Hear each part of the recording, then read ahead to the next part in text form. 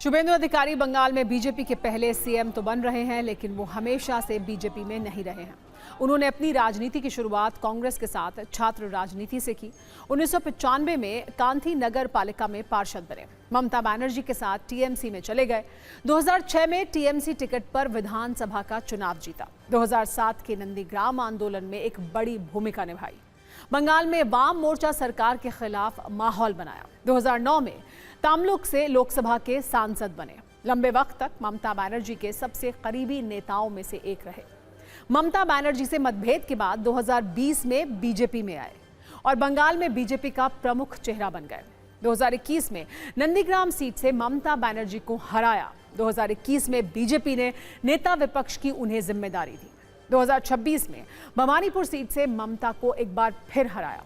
हालांकि टीएमसी से बीजेपी में उनके आने की कहानी भी काफी दिलचस्प थी। 17 दिसंबर 2020 में उन्होंने टीएमसी से इस्तीफा दिया और अगले ही दिन उन्हें केंद्र सरकार ने जेड श्रेणी की सुरक्षा दे दी। 19 दिसंबर 2020 को मेदिनीपुर में एक बड़ी रैली हुई। इसमें गृह मंत्री अमित शाह ने शुभेंदु के गले में बीजेपी का गमछा डाला। शुभेंदु ने उनके पैर छुए। यहीं से शुभेंदु की बीजेपी की यात्रा शुरू हुई और आज वो यात्रा सीएम पद तक पहुंच गई। आज जब उन्हें नेता चुना गया तो उन्होंने भी विधायक दल को संबोधित किया। उन्होंने अपना पूरा भाषण बांग्ला में दिया और लोगों को भरोसा दिलाया कि बंगाल में अपराधियों को राज नहीं रहेगा। बंगाल को सोनार बांग्ला बनाएंगे।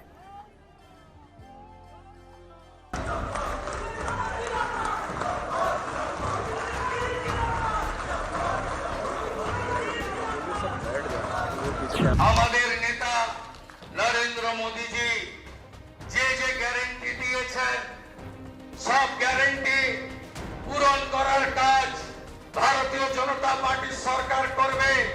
আমি নয়, আমরা নীতিতে ভারতীয় জনতা পার্টির সরকার করবে। কথা কম কাজ বেশি ভারতীয় জনতা পার্টি করবে।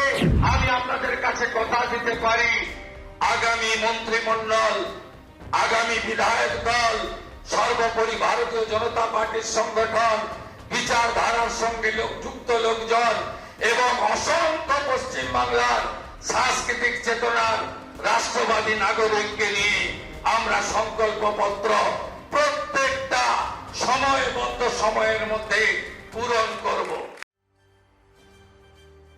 शुभेंदु अधिकारी, उनके परिवार और बीजेपी के लिए कल का दिन बहुत बड़ा है। शुभेंदु का पूरा परिवार एक वक्त में टीएमसी में था, जो अब बीजेपी में है। शुभेंदु के भाई सोमेंदु का कहना है कि बंगाल में पहली बार बीजेपी की सरकार बनेगी। ये सबसे बड़ी खुशी है। बीजेपी विधायक अग्निमित्रा पॉल कह रही हैं कि हमारा सपना पूरा हुआ।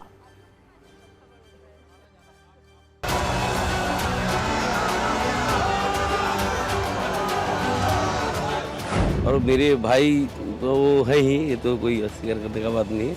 नेता हमारे बन रहे, पश्चिम बंगाल में पहली बार भाजपा सरकार बन रही है, यही सबसे बड़ी बात है। कितना गर्व हो रहा है कि आपका परिवार से कोई मुख्यमंत्री। वो तो एक गर्व है, लेकिन सबसे बड़ा गर्व ये है, बड़ा आनंद ये है, हम बड़ा संतुष्टि ये है कि इतने साल बाद श्यामा प्रसाद मुखर्जी जिस धरती से जन्म लिए थे, जो धरती श्यामा प्रसाद मुखर्जी ने बनाया है, उस धरती में एक जातीयतावादी सरकार, भाजपा सरकार बन रही है। पहले हम लोग मोदी जी के सैनिक हैं और डॉक्टर श्यामा प्रसाद मुखर्जी के जो सपना वो पूरा किया है, इसके ऊपर और कुछ नहीं। आज के दिन तो बोल दीजिए।